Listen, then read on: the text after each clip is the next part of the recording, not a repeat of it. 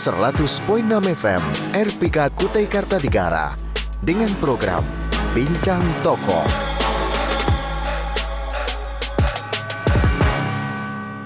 Assalamualaikum warahmatullahi wabarakatuh. Selamat pagi Sobat RPK dimanapun Anda berada. Jumpa lagi di sini bersama saya Via Regianya akan menemani Sobat RPK selama 1 jam ke depan di program acara Bincang Tokoh. Dan seperti biasa, Bincang Tokoh selalu mengundang narasumber-narasumber luar biasa yang harapannya bisa menginspirasi dan juga berbagi cerita dan juga motivasi untuk Sobat RPK dimanapun Anda berada, khususnya di Kutai Kartanegara. Dan mungkin langsung saja saya sapa bintang tamu kita pada hari ini yang luar biasa, Kak Dipa Nursandi. Selamat pagi Kak Dipa. Pagi ya. Semangat dong Kak. Pagi. Selamat pagi. Nah, Kak Dipa ini beliau adalah seorang seniman. Beliau juga aktif sekali bergerak di bidang kesenian tari, khususnya tradisional di Kutai Kartanegara, yang dulunya memang beliau ini kalau nggak salah beliau sebelumnya di Tenggarong, habis itu sekarang di Kecamatan Muara Bada gitu ya Kak ya. Iya. Baik, beliau juga founder Lentera Kutai Kartanegara, di mana memang anak-anak Lentera ini luar biasa banget.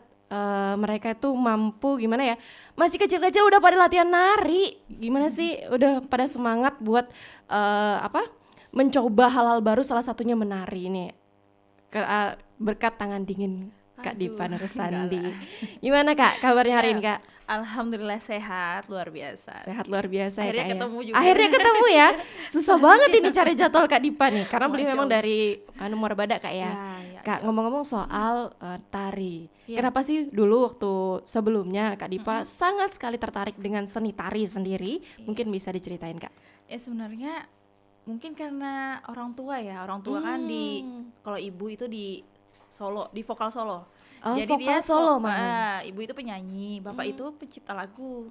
Jadi mungkin dari seninya udah ada kan dari mereka. Terus ternyata mereka berdua juga pernah terjun ke dunia seni tari. Kebetulan mungkin anak pertamanya nih perempuan kan. Terus waktu itu pada saat pindah dari Balikpapan, karena lahirnya saya di Balikpapan, pindah ke Tenggarong itu waktu TK. Oh memang aslinya Balikpapan malah ya? Ibu orang Balikpapan, bapak yang orang sini asli. Terus kemudian di sini ada wadah waktu itu di museum, masih ada LPKK waktu itu. Iya LPKK. Disalurkanlah bakatnya di situ. Ternyata memang karena bapak kan dulu jebolannya dari situ kan, almarhum itu dari LPKK. Akhirnya disalurkan ke anaknya. Ternyata masuk gitu, maksudnya ada jiwanya ternyata dari anak pertama. Dan pada akhirnya menyukai, kayak ya udah sih kayaknya aku di sini deh. Pernah juga di teater waktu SMP, tapi cuma bertahan setahun. Yang bertahan lama itu malah ditariknya. Gitu. Tapi memang kalau tadi dari keluarga, kalau dari keinginan Kak Dipa sendiri tahu bahwa sepertinya passionku di tari nih, di momen apa? Ataukah pada saat lomba, biasanya dapat lomba terus juara, terus kayaknya aku nari deh ini gitu. Iya, awalnya itu dari yang tadi SMP tadi dimasukkan di LPKK itu 3 tahun nggak pernah jadi penari yang di atas panggung, jadi latihan terus ya. Tapi kayak ngerasa kok aku nggak bosen ya, maksudnya ikutin aja. Mana pada zaman itu juga keras kan, pelatihnya juga kayak otoriter banget. Kalau salah pokoknya main lempar lah, pokoknya kayak ala-ala militer pada waktu itu. Pada saat naik ke kelas 1 SMA, alhamdulillah ikut kayak semacam seleksi. Kebetulan mungkin rezeki dan akhirnya lolos untuk berangkat ke Belanda, dan waktu itu 1 bulan di sana. Belanda? Iya, luar biasa SMA. Emang kalau seniman nih pasti jauh-jauh ke luar negeri ya. Tujuannya kan, cita-citanya. Alhamdulillahnya kelas 1 SMA waktu itu saya baru daftar juga di SMA itu, SMA 2 Tenggarong. Senior saya. Iya, senior. Semester 1 langsung gitu dapat dispensasi. Ya udah nggak apa-apa, kamu nggak ngerjain tugas, yang penting sudah mengharumkan nama sekolah. Dan alhamdulillah kayak bangga banget dari sekian banyak player atau penari terpilih itu dengan kayak ya Allah 3 tahun ini nggak dari jauh, tiba-tiba langsung kepilih jauh, emang dari terus rezekinya. naik pesawat pun kan kayak nggak pernah kan, pertama kali berangkat dan naik pesawat itu ya kelas 1 SMA dan langsung jauh itu, Langsung jauh gitu. 16 jam.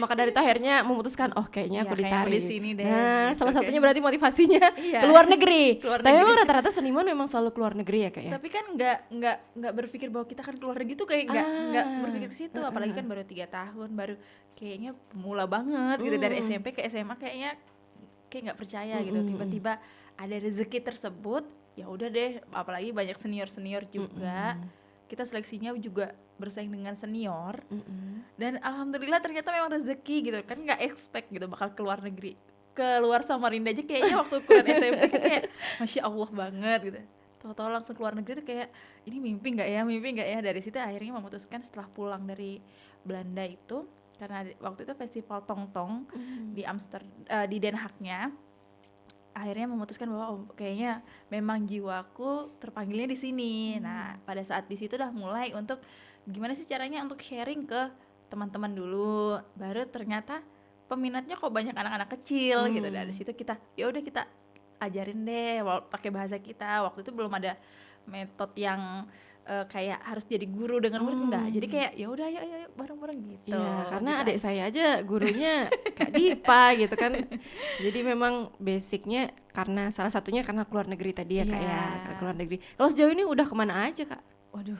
Aduh, kalau ini mau ngomongin mana nih, di Indonesianya atau luar negeri? Di luar negeri di Indonesia. Kalau waktu di luar negeri kemarin tuh langsung dari Belanda di Den Haag-nya berangkatnya ke Berlin, kan sebelahan aja itu kan, masih satu daratan. Habis itu lama sempat ke Jerman, itu 2010. Habis terakhir kemarin 2019 itu ke Malaysia. Waktu itu bawa tim rombongan Mersing Band, Mersing Band. tapi koreonya tetap tradisi. Iya, soalnya termasuk yang kemarin ini kan Iya. apa? Acara MTQ itu kan Kak Dipa Iya, juga ya, Lentera betul, juga ya. betul. Benar. Nah, Kak, dari semua negara yang didatangin, kira-kira yang paling apa ya, paling teringat di pikiran atau paling berkesan itu di negara mana sejauh ini? Yang pasti yang pertama dong. Oh, yang pertama ya, karena pertama kan kali pertama ya. kali kayak ya nggak sih, ini keluar negeri nggak sih gitu. Terus kayak di TV-TV itu kan pengen lihat salju itu seperti apa sih, ternyata Iya. pada saat itu ke sana pas lagi musim peralihan antara musim dingin dari musim semi ke musim dingin, jadi belum ada salju waktu itu, tapi sudah hujan es batu gitu kecil-kecil kan, kayak ini bener nggak ya, jadi kayak ya antusiasnya luar biasa, apalagi anak SMA baru dari SMP ke SMA kayak bocil banget kan, Langsung luar negeri ya. iya, jadi kayak ya dibilang katrok lah nggak apa-apa, yang penting aku udah di luar negeri nih gitu. Karena nggak semua orang bisa keluar negeri kan, apalagi betul. gratis dibayarin Dan gitu kan. dulu kakak nggak punya handphone kan, jadi masih HP kayak HP yang zaman dulu kayak bukan Sony Ericsson, bahkan Nokia kayak kalkulator gitu. Ah. Itu untuk ngubungin orang tua itu kayak gitu, jadi nunggu jam pagi mereka jam berapa ya di sini, Beda beda waktunya. waktu. Jadi di sini pagi, sana tengah malam, jadi kita tengah malam baru teleponan gitu dengan HP yang belum ada BlackBerry, belum ada, masih hitam putih. Oke, kemudian Kak, dari semua negara yang Kakak datangi, antusiasme masyarakat di sana gimana sih soal tradisi seni kita sendiri? Oke, jadi pada akhirnya kakak belajar dari penonton dari mancanegara bahwa mereka itu antusiasnya untuk tradisi klasik, Tradisi klasik ya, maksudnya yang masih original. Itu luar biasa, mereka tuh sangat menghargai yang tradisi, dengan keunikan kita, dengan etnis kita yang berbagai macam. Mereka lebih apa ya, apresiasinya tuh lebih dalam, lebih mengena, lebih menikmati bahwa mereka nggak punya hal ini, dan ketika disuguhkan hal seperti ini tuh ya pokoknya yang seperti berbau folklore gitu, mereka sangat suka Sangat-sangat dan menikmati. Tidak ada tuh namanya setiap tampilan tuh mereka tepuk tangan sebentar, enggak, dan mereka benar-benar hikmat, kayak menyaksikan, kagum, luar biasa. Setelah kita selesai baru standing applause, jadi kayak kita ngerasa kayak oh gini ya rasanya, beda dengan Indonesia betul-betul HP gitu. Di sana benar-benar apa ya, rasanya kita nyatu dengan penonton, itu yang membuat kita kayak beda ya, feel-nya ya dengan beda. Indonesia ya. Kalau Indonesia tuh sebentar ada yang gerakan agak heboh dikit kan Iya, riuh rame, rame. riuh. Kalau mereka lebih tenang, menyaksikan hikmat sampai selesai. Seperti kita kayak beribadah tuh kayak mereka menikmati banget.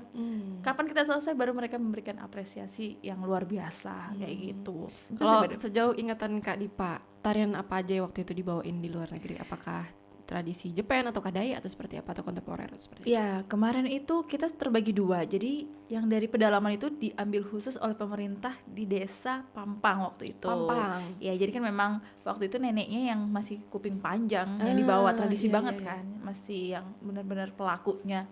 Dan mungkin dan sekarang nenek pun sudah itu almarhum, masih panjang segini kita bawa waktu itu. Dan kami khususnya yang dari Kutai Kartanegara ini membawa tari pesisir Jepang, dan itu Jepang yang masih tradisi banget waktu itu, Jepang tungku, belum ada pengembangan apapun. Jadi yang kalau kata orang Tenggarong khususnya boring banget narikan itu, buat orang luar negeri itu bukan boring, itu adalah seni yang benar-benar klasik banget gitu. Ngomong-ngomong soal seni klasik, kan kemarin sempat ngobrol sama Pak Misra terkait pakem. Yes.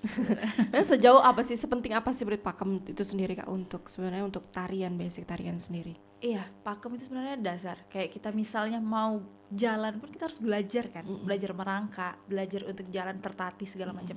Jadi pakem itu adalah identitasnya, dasarnya sekali, pondasi untuk mengkreasikan tarian tersebut. Jadi kalau kita ingin jadi pelaku seni harus pahami dulu dasarnya, pakemnya itu seperti apa, tataannya seperti apa. Banyak sekali, yaitu yang disayangkan saat ini adalah anak-anak kita itu tidak memahami dasar tadi, landasannya apa. Contoh kalau misal di tari tradisi khususnya pesisir, kita harus memahami 13 gerak dasarnya. 13 gerak Ya, dasar, apa aja 13. itu, banyak sekali. Itu ada salam pembuka dan itu punya makna masing-masing. Oh, ada artinya. Ada kayak seperti salam pembuka. Jadi masyarakat di Kutai ini penuh dengan rasa hormat, saling menghormati, itu salam sama masyarakat itu saling harus sapa gitu. Jadi ada filosofinya untuk di kehidupan sehari-hari. Setelah itu ada namanya jalan berpapasan, itu kan ibaratnya kita bertemu dengan orang-orang gitu, dengan harus santun, harus baik. Terus gelombang itu seperti aliran sungai, gelombangnya gitu, itu ada makna sendiri. Ada yang namanya langkah belau itu adalah konon katanya dulu adalah hantunya orang Kutai pada zaman dulu, makanya jalannya kayak berkelok-kelok Ya, gitu kan kayak, ya. Langkah belau, putar gasing. Nah, orang zaman dulu suka memainkan gasing tadi. Nah, itu adalah filosofi semua yang harusnya semua anak yang ada di Kutai harus memahami itu. Jadi tidak seperti sekarang itu tiba-tiba langsung ke kreasi. Ketika ditanya dasarnya apa ini, sebutkan dong 6, mereka nggak paham. Taunya ya udah dilatih seperti itu gitu. Dan ini yang menjadi permasalahan atau problematik dari setiap sekolah gitu. Kadang guru seninya tidak memahami. Kalau di Tenggarong mungkin 90% sudah paham. Bagaimana dengan kecamatan yang ada di luar dari Tenggarong, yang masih dalam kawasan Kabupaten Kutai Kartanegara. Dan itu yang saya rasakan ketika saya pindah ke Muara Bada, dan itu menjadi kayak seperti apa ya, kayak pecutan buat saya. Anak-anak ini selalu mengikuti event di dalam ibu kotanya. Kutai Kartanegara lah bahasanya di Tenggarong. Tapi mereka tidak memahami dasar, karena memang untuk penyebaran informasi tersebut memang kurang. Itu yang menjadi kayak saya ini jadi minoritas dari sini. Tapi kalau di YouTube kan sebenarnya udah banyak ya, cuman memang basicnya nggak tahu ya Kak ya. Banyak mereka mengetahui ada 13 gerak dasar, tapi itu informasinya terkadang tidak sampai ke wilayah-wilayah di luar dari Tenggarong.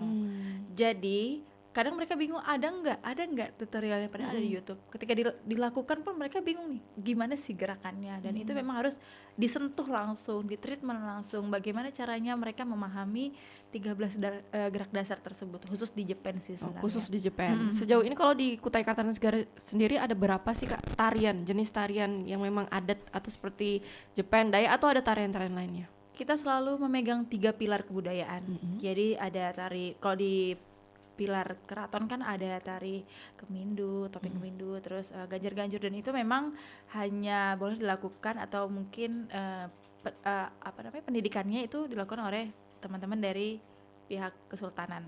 Tapi yang sekarang untuk dipegang untuk masyarakat luas itu pilar pedalaman dan pesisir. Pedalaman dan pesisir. Jadi 3 pilar kebudayaan ini salah satunya ini memang dikuasai dan dikhususkan untuk teman-teman atau dari pihak kesultanan. Kalau yang 2 ini memang boleh diajarkan.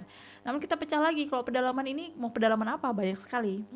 Ada Dayak Kenyah, Dayak Bahau, Dayak Basap, kan Dayak Tunjung. Beda-beda lagi itu. Dan iya, beda. Dan itu banyak banget terjadi ketika lomba. Mereka selalu mencampurkan musiknya, misalnya Dayak Kenyah, tariannya Dayak Benua. Jadi karena itu ketidaktahuan mereka gitu. Jadi nggak salah mereka sebenarnya, karena memang harusnya ada wadah yang menaungi untuk memahami apa sih sub-sub sukunya. Kayak Dayak Benua itu elemennya apa aja, misalnya gitu. Musiknya seperti apa, terus pakaiannya seperti apa. Kan baju Dayak Kenyah dengan Dayak Benua beda. Kadang di mix, tariannya Dayak Kenyah pakai kirip bajunya tapi ada ornamen ulap doyo, itu kan sudah beda. Itu masuknya kan ke Dayak Benua. Nah itu yang menjadi polemik di daerah-daerah yang di luar dari Tenggarong tersebut gitu. Berarti salah satu tantangan juga sebenarnya Kak ya. Iya, Baik. Oke, nanti kita akan lanjut lagi Kak, tapi kita jeda dulu sejenak. Dan buat Sobat RPK, jangan kemana-mana, tetap di RPK 100.6 FM, pilihan terbaikmu. Dari kota raja hadir untuk Anda 100.6 Kutai Kartanegara. Dari kota raja hadir untuk Anda 100.6 Kutai Kartanegara.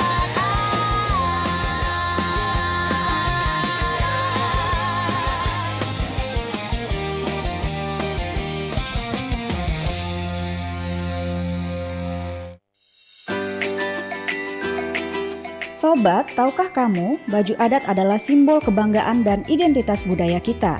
Setiap daerah memiliki desain dan makna yang unik, mencerminkan kekayaan budaya yang luar biasa.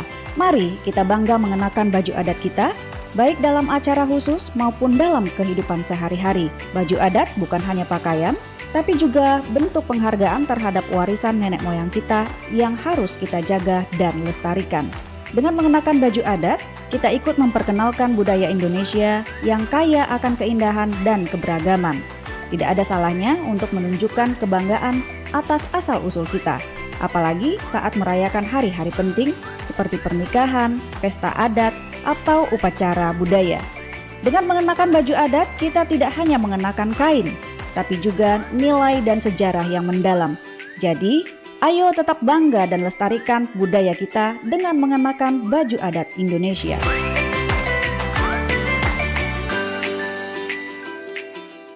Sobat, setiap like, share, atau komentar kita memiliki dampak besar. Mari kita bijak dalam menggunakan media sosial. Jaga privasi dan keamanan pribadi dengan pengaturan yang tepat. Pikirkan sebelum membagikan informasi pribadi atau berita palsu. Berkomunikasi dengan sopan dan hormat walaupun berbeda pendapat. Bantu menciptakan lingkungan online yang positif dan inklusif. Dari kota raja hadir untuk Anda 100.6 Kutai Kartanegara. Dari kota raja hadir untuk Anda 100.6 Kutai Kartanegara.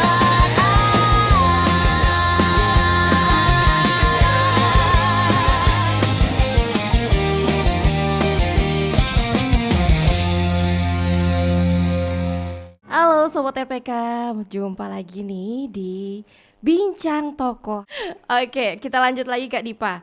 Tadi kita ngomongin soal tarian, terus juga latar belakang Kak Dipa yang memang dari keluarga emang udah seniman, akhirnya darah seniman nurun lah ke anaknya kan. Kalau inspirasi sendiri itu dari siapa Kak? Ada dari tokoh ataukah biasanya ada nih apa role model nih gitu atau gimana? Bisa ceritain? Jadi pada saat setelah dari kelas 1 SMA kemarin ke luar negeri, akhirnya ada satu guru yang didatangkan oleh pihak sanggar kami waktu itu. Dan dia memiliki sanggar di Jepang, namanya Mas Rianto. Dia itu penari lenjer. Mas Yang dari Rianto. Banyumas. Nah, yang saat ini memang lagi rame juga di dunia pertelevisian karena dia sering bersama Kik Andy itu. Nah, dia itu adalah guru kami. Jadi pada saat itu saya masih anak tradisi ya, maksudnya cinta banget sama tradisi gitu. Jadi selalu pokoknya tariannya Jepen, pedalaman, Jepen, Dayak gitu-gitu ya. Sekalinya pada saat itu dia yang mengajarkan tentang kontemporer. Apa sih itu kontemporer? Pertamanya saya kayak aneh banget sih tariannya gitu ya. Soalnya campur-campur gitu Iya. kan biasanya. Ternyata itu adalah kekinian, hal-hal yang baru, dan itu lebih merasakan ke tubuh kita untuk tidak berbohong pada tubuh kita, mau kemana dia tubuh kita, mau berpikir seperti apa, itu adalah rasa kepercayaan diri kita terhadap tubuh kita sendiri. Dia banyak sekali mengajarkan lewat gimana sih aliran darah itu bekerja, merasakan sekali bagaimana sih tubuh itu untuk kayak seperti tangan itu mau ke kanan, gak usah kamu atur-atur seperti itu. Terus lingkungan, merasakan angin, merasakan panasnya, cuaca, itu semua diajarkan sama beliau. Pada akhirnya di situ aku menjadikan dia tuh sebagai role modelku, bahwa menciptakan diri sebagai identitas tuh butuh waktu. Jadi sampai di titik saya dikenal, ibaratnya siapa sih dulu kenal saya gitu kan, ya anak SMP, SMA yang mengenal tari. Pada akhirnya apa yang menjadikan karaktermu sebagai seorang penari atau pelaku seni itu seperti apa? Jadi di situ di dalamnya ada etika, ada adab, ciri khasmu seperti apa, ciptakan sendiri ciri khasmu sehingga orang tahu bahwa itu kamu. Nah itu dari dia. Pada akhirnya saya nggak pernah mau mengikuti orang ketika orang melakukan, oh pada saat ini lagi zamannya trennya begini, saya tetap nggak gitu, saya nggak mau kan, maksudnya itu bukan aku gitu, kayak aku harus mencari tahu aku tuh seperti ini, lebih menyamankan ke diri aku sendiri. Dan bahkan itu yang kutularkan ke anak-anakku ketika saya membuat tarian, ini aku, maksudnya ini aku yang bergerak, walaupun tubuhnya melalui kalian gitu, yang ditampilkan itu memang kalian, tapi ini yang menari adalah saya gitu. Dan itu orang akhirnya tahu ini loh Ciri Dipa, khasnya Kak iya Dipa. Dipa. Jadi ketika nanti salah satu anak-anak saya yang di Lentera itu menari tapi bukan gerakan yang seperti saya lakukan, pasti orang tahu, saat ini tahu lain Dipa yang latih ya gitu.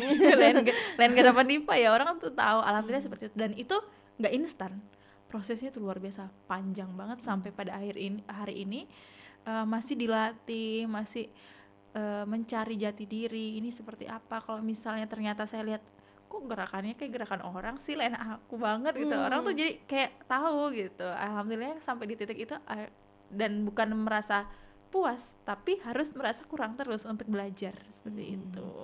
Kalau tadi kan role model, sekarang kalau inspirasi dari setiap karya dari Kak Dipa sendiri seperti apa? Kalau kemarin saya cerita sama Kak Oji, itu biasanya kejadian pribadi kayak gitu, akhirnya tertuang dalam bentuk tulisan yang jadi lirik, jadi lagu seperti itu. Kalau Kak Dipa seperti apa? Mungkin semua para pelaku seni hampir sama ya, pengalaman pribadi, dan itu yang menuangkan itu yang agak sulit sebenarnya. Orang mau bisa menerima nggak atau mengerti. Jadi rata-rata pertama dulunya sering lewat mimpi. Ya, jadi kayak semacam javu gitu kan. Ada di atas panggung, misalnya ini kejadiannya pernah di atas waktu masih di sini sebelum menikah. Kok ada satu potret di mimpi itu seperti penarinya kakak yang cewek pakai baju putih, terus layer dari roknya itu hijau, kena sinar lampu, warnanya baju putih tersebut jadi biru. Awalnya begitu. Terus kakak desain kostumnya dan itu bukan direncanakan, tiba-tiba foto lah. Terus tiba-tiba 1 tahun kemudian tarian tersebut jadi tanpa direncanakan. Mereka pentas, kakak di ujung. Terus loh kok ini kayak di mimpiku ya, tapi sudah berlanjut 1 tahun yang kemarin.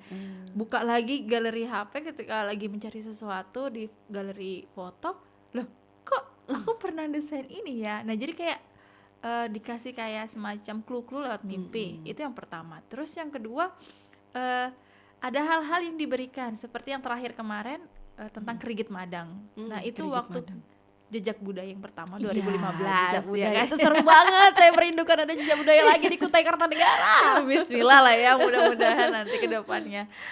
Jejak Budaya pertama kan di Lekak Kida waktu itu.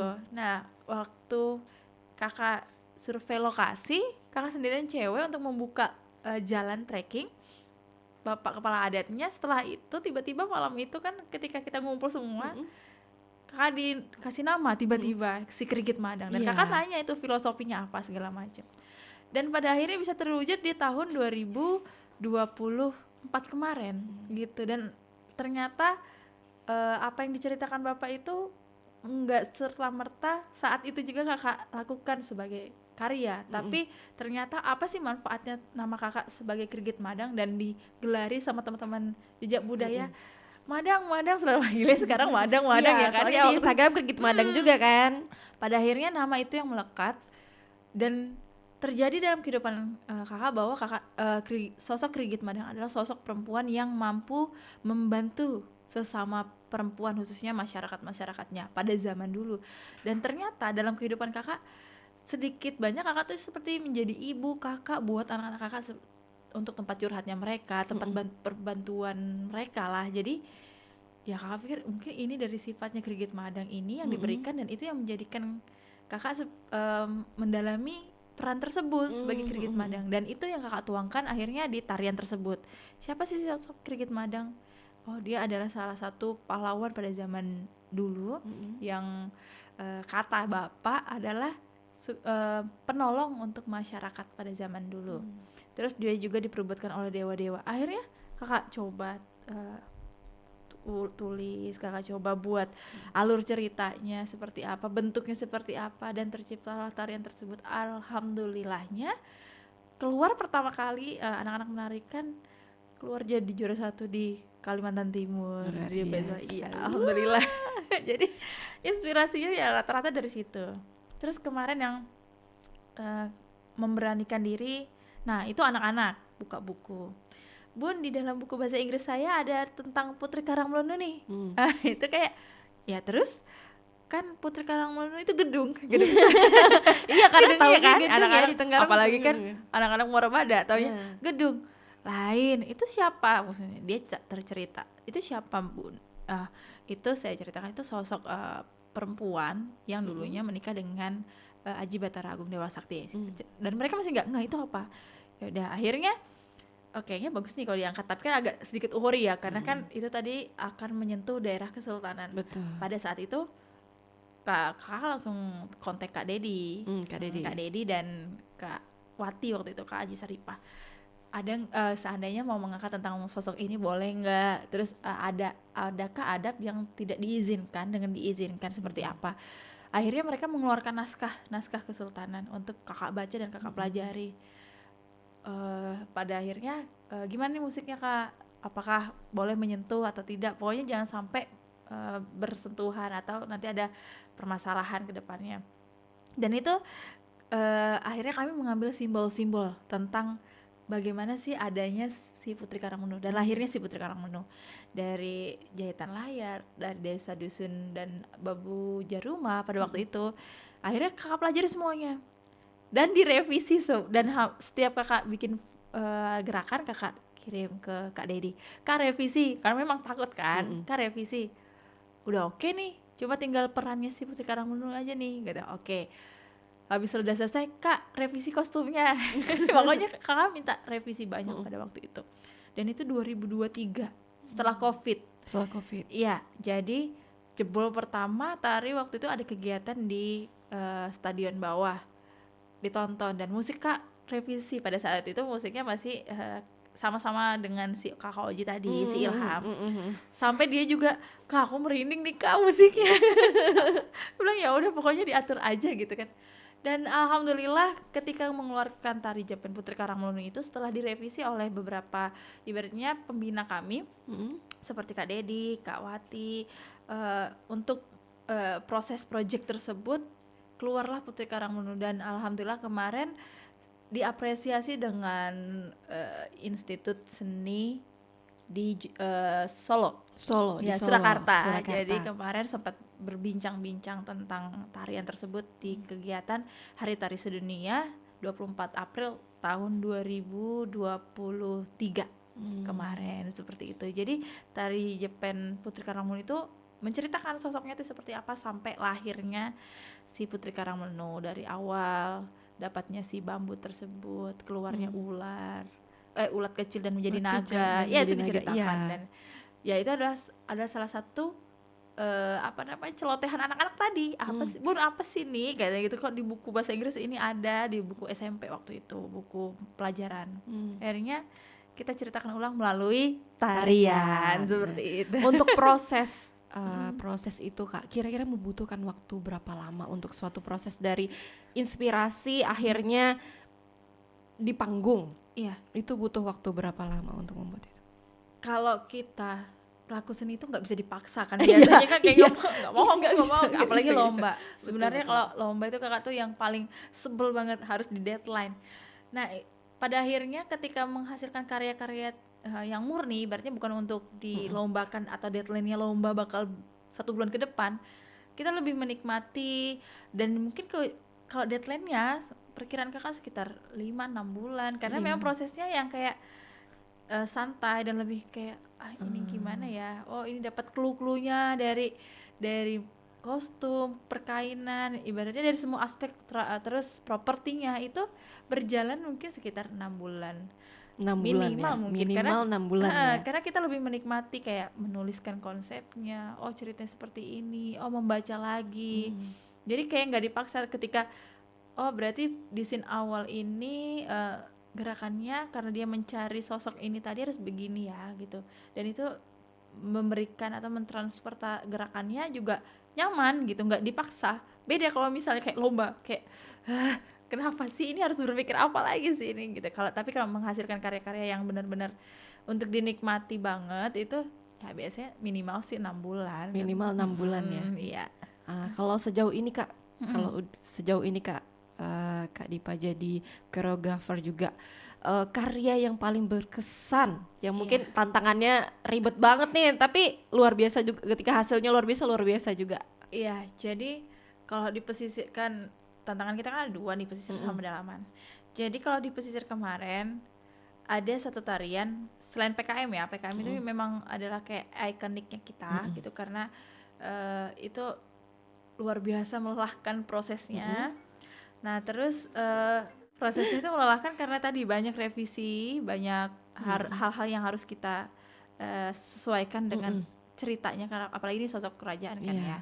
Ada satu tarian yang memang dimana menggunakan salah satu tikar yang sebenarnya terinspirasinya dari Kedang Ipil. Dari Kedang Ipil. Ya, kan di Kedang Ipil itu selain penghasil gula aren, daun-daunnya dijadikan alas lantai, tikar tersebut. Nah, jadi dari tikar nipah itu namanya engkuang katanya, daunnya itu namanya daun engkuang, pandan hutan. Orang tua di sana kakak liatin kok membuatnya nyaman, maksudnya kok cepet banget gitu, kayak apa ceritanya. Memang setiap hari mereka melakukan itu, dan hasil dari daun engkuang itu menjadi tikar, itu yang kita tarikan, dan itu yang membuat kakak itu kayak nggak mau deh properti ini cuma sebagai tempelan, dan itu harus nempel ke tubuh seperti apa, bentuknya seperti apa, dan itu harus membentuk satu atraktif, karena pengennya ini entertain, bukan tradisi.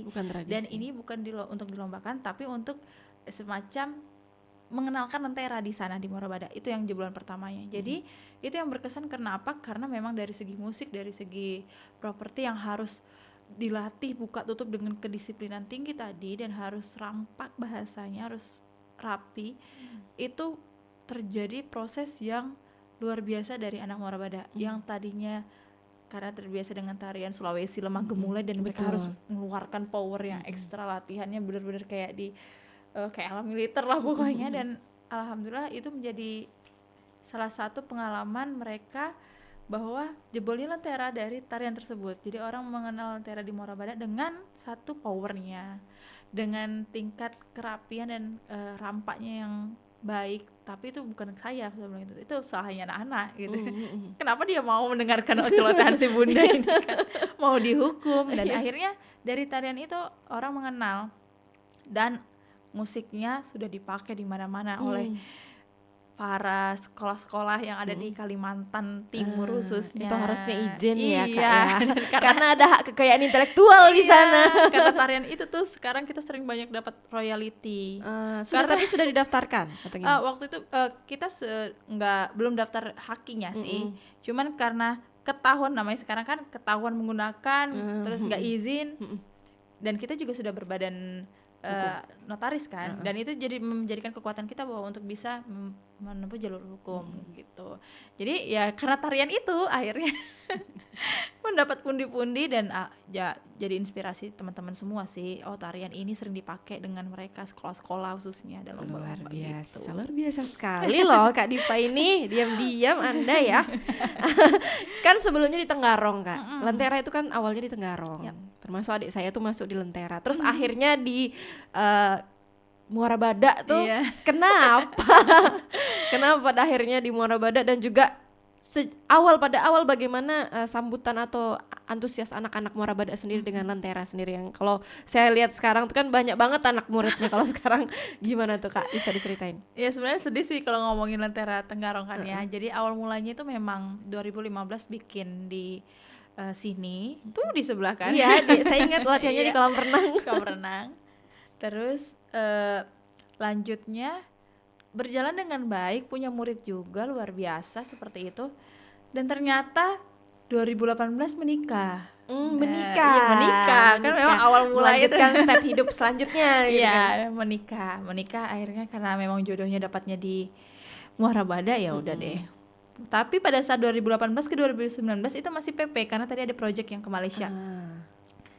2020 bukannya Covid ya sudah ya kan ya, Covid. Akhirnya 2020 itu terhenti semuanya sampai 2022.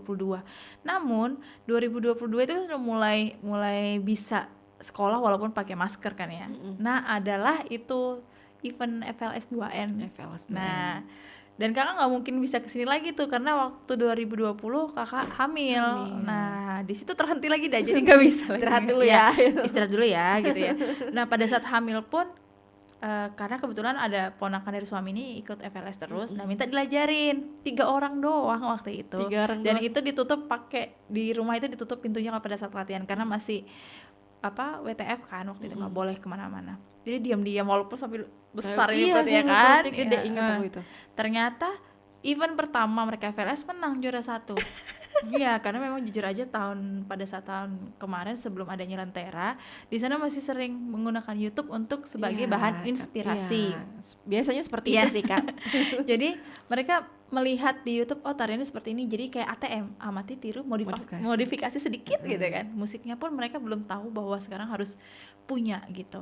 Jadi mereka pakai musik-musik, makanya jarang masuk gol ke kabupaten. Nah, ketika pada saat itu mereka lolos juara 1, naiklah ke kabupaten, dari Muara Badak ke kabupaten, juara 1 lagi, gol lagi sampai ke provinsi. Dan dari situ akhirnya dengarlah kabar-kabar dari 3 orang ini bertambah ke SMP 5 orang, FLS juga. Selanjutnya yang SD nambah jadi 6, nambah.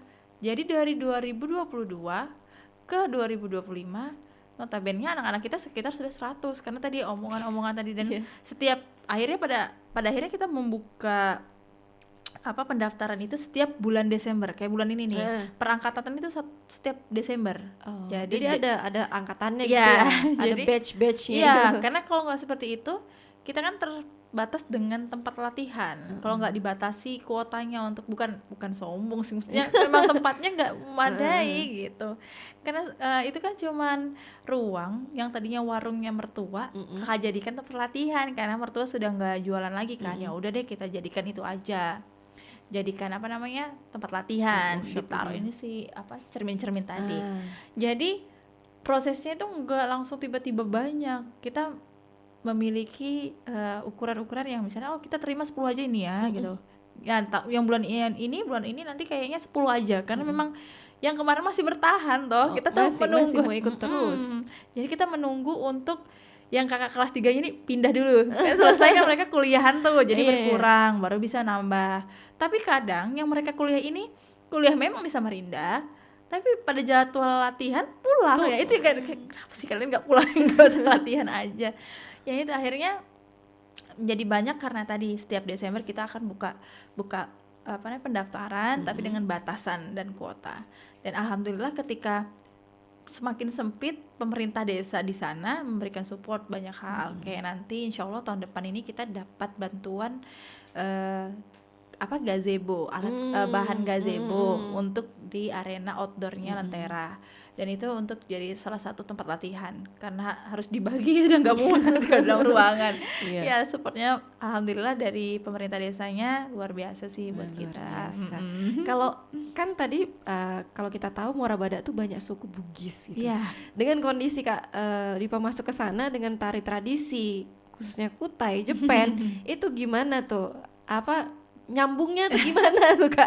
Iya, bahasanya mengkutaikan Iya, Muara Badak ya. mengkutaikan orang Muara Badak jadi.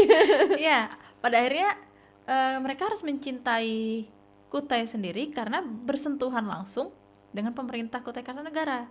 Dari SD sampai ke tingkat PKK-nya, mereka kan harus menampilkan, mencintai gitu kan.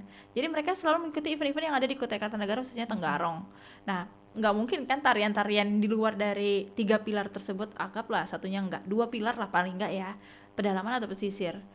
Ya nggak mungkin kan membawakan tarian Sulawesi. Nah jadi pada akhirnya mereka harus dituntut untuk mencintai dan mencari tahu siapa yang memiliki sumber dan memahami dasar. Karena mereka ya awalnya tantangannya adalah lomba karena masih terkait dengan Kutai Kartanegara. Jadi kayak tingkat FLS atau lomba-lomba antar sekolah yang diadakan dengan dinas-dinas terkait, entah pariwisata, dinas pendidikan, dan kayak guru PAUD atau PKK atau Bayangkari. Nah itu kan semuanya memang harus memiliki identitas. Di mana kamu berada di situ harus kamu kenali. Nah di situ akhirnya masuklah saya untuk sekalian mengenalkan dan memberikan pemahaman harus mencintai tradisi kita, khususnya pedalaman dan pesisir. Kalau memang eventnya tari pesisir, ya mereka harus mencintai dan harus melakukan gitu.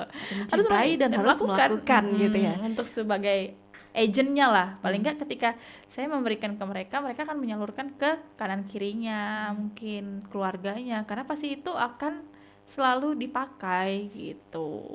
Baik. Terus Kak, kan banyak nih anak muridnya sudah. Artinya di sini kan Kak Dipa juga sebagai pembimbing, sebagai guru, sebagai bunda. Iya, sebagai bunda. Saya aja manggilnya Mami. Mami, Umi. Nah, nilai apa yang Kak Dipa ingin tanamkan ke teman-teman generasi muda, khususnya murid-murid Kak Dipa sendiri, untuk mencintai budaya atau seni dari Kutai sendiri? Iya, jadi yang saya selalu tanamkan ke mereka adalah mencintai tradisi itu artinya kita mencintai adab kita, gitu, dasar kita, identitas kita, dan kita adalah orang-orang yang beradab, paham, sopan santun, itu yang paling utama. Kalau yang lain itu berjalan, tapi ketika kita mengenali tradisi atau dasar kita, mengenali siapa kita dari awal seperti apa, berarti kita mengenali diri kita sebagai orang yang sopan dan santun, gitu. Tidak harus menjadi diri orang lain. Jadi dari khususnya tradisi pesisir, karena dibuka dengan awal adalah salam, ya itu adalah adab kan. Berarti etika pertama adalah kita harus beradab. Dengan tradisi tersebut kita akan menjadikan orang yang selalu santun, orang yang selalu rendah diri dan tidak sombong. Karena ketika gerakan pertama salam itu menunduk, berarti kita harus sopan seperti itu. Filosofis sekali ya Kak ya. Ini Tenggarong sepertinya juga harus digituin lagi deh. Ya, insya Allah ya. Ini lagi proses. Kalau Lentera ada juga di kecamatan, kalau bisa di Kutai Kartanegara ya, bisa tahu akar semuanya, rumputnya nih tarian-tarian kita supaya tidak, karena memang kalau kita lihat di FLS 2N juga banyak sekali yang memang lihatnya dari YouTube, ya, lagunya betul. juga dari YouTube. Terus yang dilombain mau melestarikan tradisi biasanya, betul, tapi betul. Ya seperti itulah kurang lebihnya ya. Ya. Nanti kita lanjut lagi nih, kayak kita jeda dulu sejenak. Dan untuk sobat ke RPK jangan kemana-mana, tetap di RPK 100.6 FM, pilihan terbaikmu.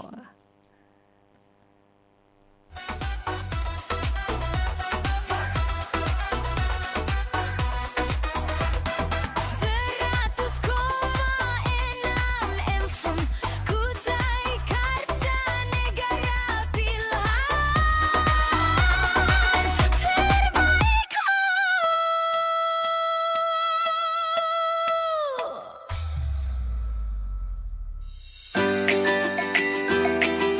Sobat, tahukah kamu baju adat adalah simbol kebanggaan dan identitas budaya kita?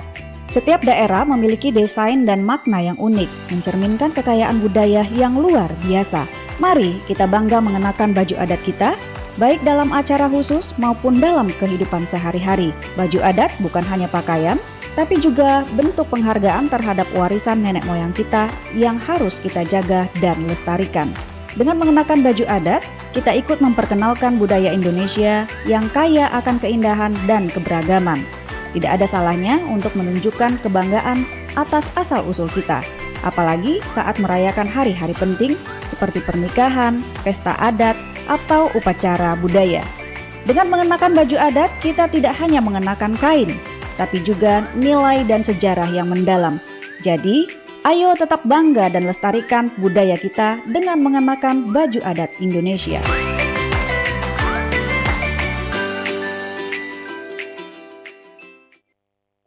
Sobat, setiap like, share, atau komentar kita memiliki dampak besar. Mari kita bijak dalam menggunakan media sosial. Jaga privasi dan keamanan pribadi dengan pengaturan yang tepat. Pikirkan sebelum membagikan informasi pribadi atau berita palsu. Berkomunikasi dengan sopan dan hormat walaupun berbeda pendapat. Bantu menciptakan lingkungan online yang positif dan inklusif.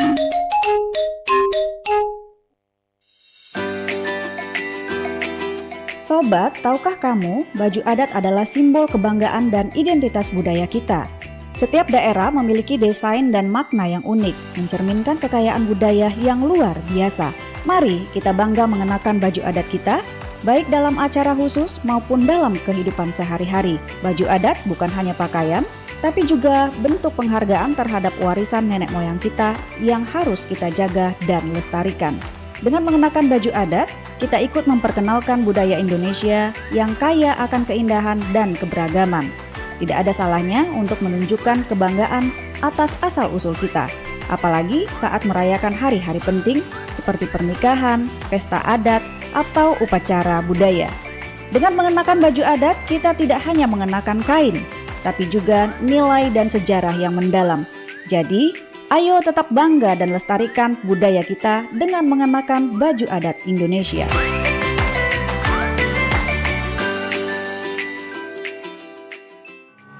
.6 FM RPK Kutai Kartanegara dengan program Bincang Tokoh.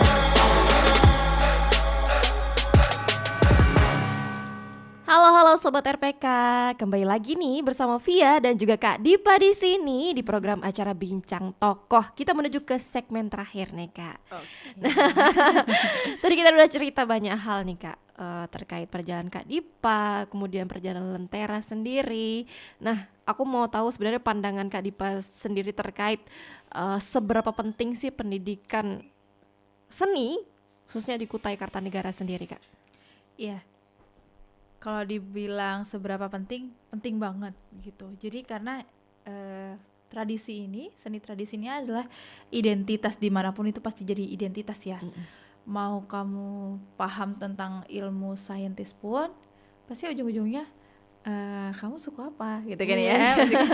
Pasti Kembalinya ujung-ujungnya ke akar, suka ke apa. akar, ke dasarnya. Jadi itu adalah sebuah landasan, yaitu tadi sebagai identitas kita sebagai negara Indonesia, walaupun berbeda-beda suku. Jadi ke luar negeri pun pasti ditanya suku apa dan bisa menampilkan apa, ya kan, pasti. Betul. Pasti ada ada peran-peran seni di dalamnya. Jadi buat generasi muda boleh kalian mencintai seni-seni yang ada di luar, seperti kayak sekarang kan lagi zaman-zamannya K-pop, ya kan, modern dance, itu nggak masalah.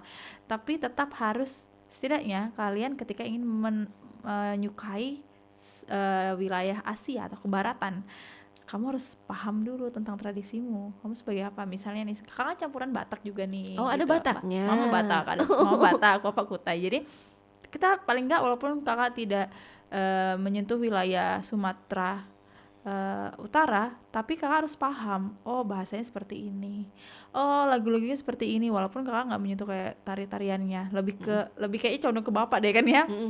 Karena itu adalah akar. Kita harus mencintai, kita harus jadi pelaku walaupun nggak aktif, itu boleh, harus malah kayaknya, Harus karena ya, Kak, ya. itu nanti akan berasa kok ke diri kalian. Ketika kalian nanti SMP, SMA, ke kuliah pun, bahkan di luar, di daerah Jawa kayak kemarin kita ada kunjungan ke daerah-daerah Malang segala macam, itu mereka pasti akan yang dinilai adalah persatuan dari sukunya, ya kan? Anak, oh ini anak-anak Kukar nih, nampilkan apa nih? Oh Jepang, oh ini pakai baju Cina, ya kan? Berarti akarnya lagi. Betul. Jadi itu adalah hal yang sangat penting, walaupun kadang tidak dilihat dengan mata yang jernih. Pasti kadang sebelah mata aja nih gitu kan, gitu ya. Tapi sebenarnya itu ada hal yang penting yang wajib dijaga, karena dengan identitas itu kita bisa menjadi sosok yang sangat-sangat menjadi inspiratif, memahami, bahkan melestarikan, seperti itu. Baik, kalau pandangan Kak Dipa terkait iklim kesenian sendiri, khususnya di Kutai Kartanegara, gimana tuh sekarang tuh? Ya, agak bukan sedih sih sebenarnya, saking banyaknya calon-calon pelaku seni saat ini, pada akhirnya itu tadi dasarnya yang dilupakan. Jadi lebih banyak mereka mencari keuntungan lewat seni tadi, mencari keuntungannya tapi tidak mau melestarikannya gitu. Jadi yang penting aku dapat uang deh dari sini, dapat untung gitu ya. sedangkan melestarikan ini hal yang sangat melelahkan. Kita harus mengulang lagi, mengingatkan lagi tradisi seperti ini, dasarnya seperti ini, dan nggak banyak orang yang mau seperti itu. Walaupun dibilang jadul, kolot, ya udah nggak apa-apa, yang penting kita masih bisa mempertahankan gitu. tradisi. Kita itu orang-orang yang selalu jadi garda terdepan untuk perubahan. Boleh berubah, boleh berubah, tapi jangan meninggalkan akarnya, begitu. Dengan perkembangannya saat ini, untuk khususnya banyak orang yang suka, contoh di tari nyeleneh lah, pengen ada akrobatiknya segala, boleh, tapi lihat eventnya, lihat dulu apa nih jadi landasannya, jangan dicampur-campur, jangan menyalahi aturan, harus tahu akarnya. Ketika ditanya itu tentang apa itu Dayak apa itu, kalau dia nggak bisa jawab, artinya ya itu karena pengen cari uang doang, cari aji mumpung, tapi tidak mau melestarikan. Dan ini yang harus diwaspadain.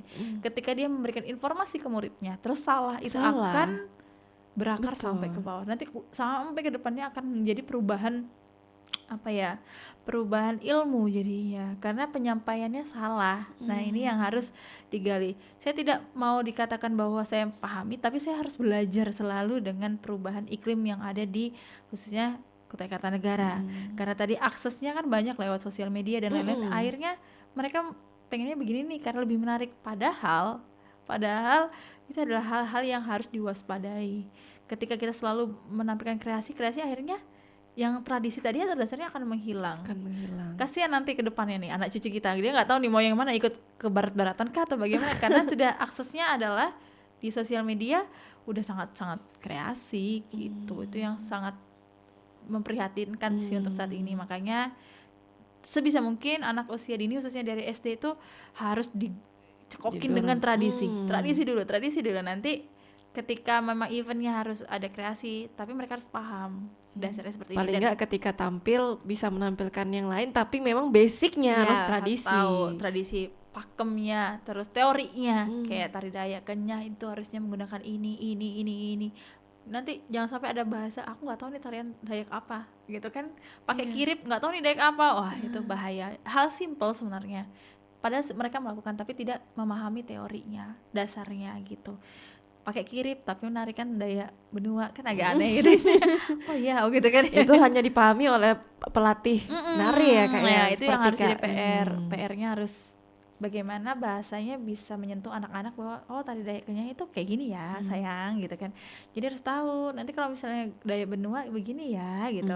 Jadi akhirnya anak-anak tuh memahami, oh iya seperti ini gitu. Tapi kalau Kak Dipa sendiri kalau ngajarin anak itu pakai santai atau pakai mode VOC nih Kak? Kalau lagi lagi dalam pembentukan senang-senangnya, lagi gerakan tariannya itu kalau nggak salah ya santai tapi ya? kayaknya enggak deh. Karena sampai digelarin sama anak-anak sini, anak-anak Tenggarong bilang itu pelatih killer kan. Padahal enggak, killernya tuh cuma karena memang lebih ke disiplin tubuhnya gitu. Tapi kalau untuk dari segi emosional marah atau apa, jujur aja memang nggak bisa. Anak-anak buktinya aja, maksudnya kalau memang nggak suka pasti mereka akan jauh gitu kan. Cuma dengan kerasnya itu adalah ke tubuh, lebih ke emosi VOC-nya itu ke tubuh. Kayak kalau misalnya capek Kak, ya capek, ulangi lagi 100 kali. Kayak gitu. Jadi Itu yang terkenal sebenarnya dari Kak Dipa itu ya. Baik Kak, kita terakhir nih Kak, pesan dan juga harapan untuk khususnya ya anak muda yang bergerak di bidang seni tari di Kutai Kartanegara, dan juga harapan Kak Dipa untuk Pemkab pemerintah kita seperti apa? Iya. Silahkan Kak. Sebenarnya untuk generasi muda khususnya di wilayah Kutai Kartanegara ini sudah jauh lebih baik daripada sebelumnya. Banyak yang mencintai mungkin karena kita masih tradisinya masih kental, acara adat-adatnya masih bisa kita lihat lah, masih kita nikmati walaupun ada sedikit pergeseran dan perubahan-perubahan, tapi maknanya masih bisa kita rasakan, kayak beseprah, terus kayak erau, acara-acara budaya yang memang bisa mewadahi mereka, sehingga mereka namanya juga anak-anak pengennya nampil ya, tapi alhamdulillah pemerintah itu selalu memberikan wadah.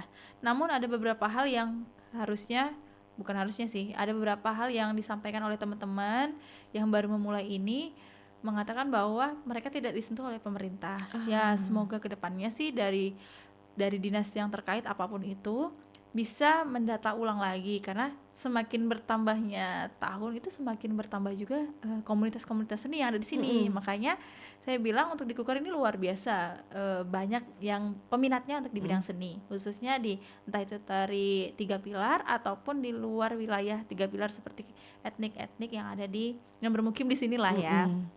Jadi harapannya untuk pemerintah bisa mendata ulang dan bisa memberikan wadah dan kesempatan di setiap event-event panggung untuk menampilkan mereka, supaya menjadi motivasi lagi mereka bahwa mereka tuh dihargai kehadirannya, seperti itu. Jadi nggak cuma itu aja, khususnya mungkin kalau di Tenggarong sudah bisa terdata. Bagaimana dengan teman-teman yang di luar dari Tenggarong? Banyak banget pada akhirnya mereka memunculkan diri karena mereka merasa diapresiasi, dan itu yang menjadi harapan mereka. Nggak muluk-muluk kok pengen nampil di Tenggarong, kadang gitu kan ya. Nah itu yang menjadi PR, semoga pemerintah bisa mewadahi mereka dengan apresiasi yang tidak apresiasi yang adil lah, begitu lah, dari segi transportasi, dari segi persiapan mereka seperti itu. Mereka pengen dilihat juga lah ibu kota kan, ibu kotanya Kukar gitu kan. Jadi nggak di tempat-tempat situ aja. Jadi ya harapan saya besarnya jangan di situ-situ aja ya Bapak Ibu. Lihat dong yang di luar dari Tenggarong, kasih wadah dong gitu kan. Karena sedikit banyak kita kan pengennya menambah saudara gitu, melestarikannya nggak cuma kita aja, kalau bisa semuanya menjadi identitas gitu. Luar biasa sekali. Semoga ya Kak ya, apa yang diharapkan tentunya membuat Kutai Kartanegara sebenarnya terbaik juga gitu nanti, apalagi di visi misi Kukar Idaman terbaik. Asik. Oke Kak Dipa, terima kasih banyak. Semoga setiap langkahnya selalu diberkahi dan juga bermanfaat selalu untuk masyarakat Kutai Kartanegara, apalagi anak-anak kita yang memang masih butuh sekali pendampingan apalagi terkait tradisi ini sendiri Kak ya. Amin. Baik, terima kasih Kak Dipa. Siap, dan buat Sobat RPK, kita akan berjumpa kembali di episode setelahnya. Lupa sampean kan, jadi gugup ada Budi di sini.